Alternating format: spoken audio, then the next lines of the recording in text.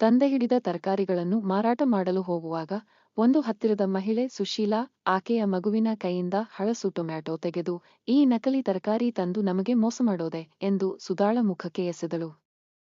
ನಿನ್ನಂತಹವರಿಗೂ ಹೊಟ್ಟೆಗಿಲ್ಲ ಕರುಣೆ. ಈ ಬೀದಿ ಬಿಟ್ಟು ಹೋಗು. ಸುಧಾ ಬೆಚ್ಚಿಬಿದ್ದು ಕೇಳಿದಳು, ಅಕ್ಕ, ನಾನು ಏನು ತಪ್ಪು ಮಾಡಿದೆ, ದಯವಿಟ್ಟು ಹೇಳಿ. ನಾನು ನನ್ನ ಹೊಲದಲ್ಲಿ ಬೆಳೆಯುವ ನಿಜವಾದ ತಾಜಾ ತರಕಾರಿಗಳನ್ನು ಮಾತ್ರ ಮಾರುತ್ತೇನೆ. ಅದಕ್ಕವಳು, ನಿನ್ನ ತರಕಾರಿ ತಾಜಾ ಅನ್ನೋದು ನಗುಮಾಡೋ ಮಾತು. ಸೋಮನಿಗೆ ಗೊತ್ತಿದೆ ನಿನ್ನ ಎಲ್ಲಾ ರಹಸ್ಯಗಳು. ಈಗಿನಿಂದ ನಾವು ತರಕಾರಿ ಅವನಿಂದ ಮಾತ್ರ ಕೊಂಡುಕೊಳ್ಳೋದು ಎಂದು ಹೊರಟು ಹೋದಳು. ಸುಧಾ ತನ್ನ ಆಕರ್ಷಕ ನಗುವಿನ ಹಿಂದೆ ದೊಡ್ಡ ಬಡತನವನ್ನು ತಲೆಮರೆಸಿಕೊಂಡಿದ್ದಳು. ಸುಶೀಲಾ ಮತ್ತು ಸೋಮಾನಂದವರ ಮಾತುಗಳಲ್ಲಿದ್ದ ತೀಕ್ಷ್ಣತೆ ಸುಧಾಳ ಮನಸ್ಸಿನಲ್ಲಿ ಗಾಯವಾದರೂ ಆಕೆ ತನ್ನ ಪ್ರಾಮಾಣಿಕ ಹೋರಾಟವನ್ನು ಮುಂದುವರಿಸಿಕೊಂಡಳು. ಬಂಡಿಯಲ್ಲಿ ಇರೋ ಈ ಹಸಿರು ಕೊತ್ತಂಬರಿ ನನ್ನ ಮನಸ್ಸಿನ ಶುದ್ಧತೆಯಂತೆ. ಯಾರಿಗೆ ಬೇಕಾದರೂ ಉಚಿತ ಕೊಡ್ತೀನಿ ಎಂದು ಆಕೆ ಮತ್ತೆ ತನ್ನ ಕೂಗಾಟ ಪ್ರಾರಂಭಿಸಿದಳು.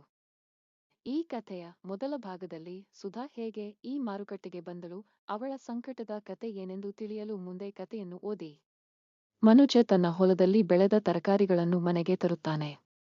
ಹಳೆಯ ತಟ್ಟೆ ಮನೆ ಮೇಲೆ ನೀವ ಹಾಕಿ ತನ್ನ ಪಿತೃಪಾರಂಪರ್ಯದ ಹಳೆಯ ಮನೆಗೆ ವಿದಾಯ ನೀಡಿ ಮನುಜ ತನ್ನ ಹೆಂಡತಿ ಸುಧಾ ಮತ್ತು ಮಗಳು ಚಂದ, ಅನಿತಾ, ಕಾಂಚನ ಅವರೊಂದಿಗೆ ಬಾಳುತ್ತಾನೆ.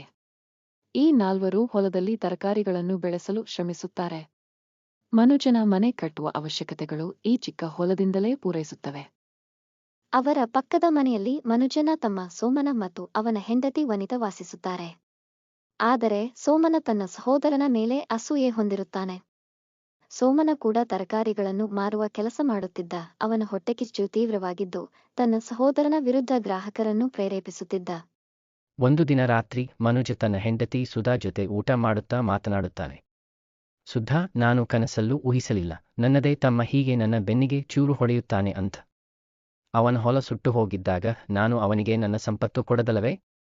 ನನ್ನ ಸಹಾಯದಿಂದ ಅವನು ತರಕಾರಿ ವ್ಯಾಪಾರ ಆರಂಭಿಸಿದನು. ಅವನ ಮನೆಯವರಿಗೆ ತಿನ್ನಲು ಊಟ ಇಲ್ಲದೆ ಇರುವಾಗ ನಾನೇ ಅವರ ಹೊಟ್ಟೆ ತುಂಬಿಸಿದ್ದೆ. ಇವತ್ತು ಅವನಿಂದ ನನ್ನ ಶತ್ರುವಿನಂತೆ ವರ್ತನೆ. ಮನುಜ ಕೋಪದಿಂದ ಸೋಮನನ ಬಳಿಗೆ ಹೋಗುತ್ತಾನೆ. ಸೋಮನ, ನಿನಗೆ ನಾಚಿಕೆ ಇಲ್ಲವಾ?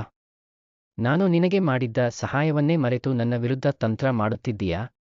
ಸೋಮನ ತಕ್ಷಣ ಕೋಪಗೊಂಡು ಪ್ರತಿಯಾಗಿ ಹೇಳುತ್ತಾನೆ, ಹೆಚ್ಚಿಗೆ ಮಾತಾಡಬೇಡ ಮನುಜ ಅಣ್ಣ. ನೀನು ನನ್ನ ತಂದೆ ಅಲ್ಲ, ನಾನು ನಿನ್ನ ಹೊಡೆತಗಳನ್ನು ಸಹಿಸುವುದಿಲ್ಲ.